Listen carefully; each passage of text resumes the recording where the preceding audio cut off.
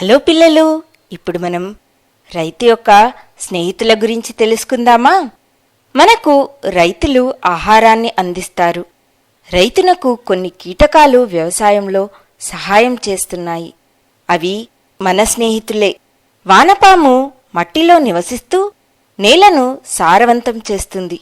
దీనివలన చెట్ల వేళ్లకు గాలి అందుతుంది. వానపాము పొలంలోని వ్యర్థ పదార్థాన్ని తినడం వలన దాని మలమూత్రాలు మట్టిని ఇంకా సారవంతం చేయును. ఇందువలన వానపాములు మన అందరి చిట్టి స్నేహితులు. సాలెపురుగుని చూసి అందరూ భయపడతారు, కానీ ఇవి కూడా రైతుకి సహాయపడతాయి.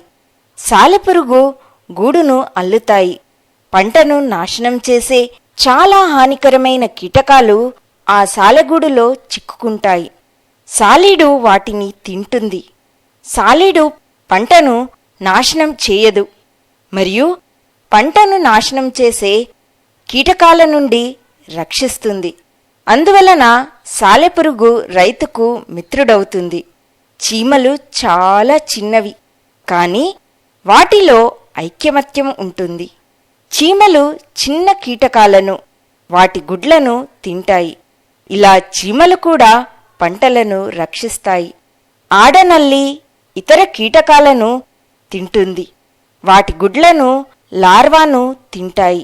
ఈ నల్లి రైతు పంటను కాపాడుతుంది, కానీ ఈ కీటకాలు చనిపోతున్నాయి. ఎందువలన అంటే మనము రసాయనిక క్రిమిసంహారకాలను పొలంలో వాడటం వలన ఇవన్నీ చనిపోతున్నాయి. మనము పాములను కూడా చంపుతున్నాము, ఎందుకంటే అందులో కొన్ని విషపు పాములు ఉంటాయని. కానీ రైతుకు పాములు కూడా సహాయం చేస్తాయి. మనకు తెలుసు, ఎలుకలు ధాన్యాన్ని, పొలాన్ని నాశనం చేస్తాయి. పాము ఆ ఎలుకలను మింగేస్తుంది. కావున మనం పాములని కారణం లేకుండా చంపకూడదు. పాముకి మనం హాని చేయనంతవరకు అది మనల్ని కాటేయదు. మనము పాముని చూసి భయపడినట్లయితే అది మనల్ని చూసి భయపడుతుంది. ఈ విధంగా రైతుకు చాలా కీటకాలు ఆహారోత్పత్తికి సహాయపడుతున్నాయి. ఇప్పటికీ ఇంతే. బాయ్ బాయ్ పిల్లలు.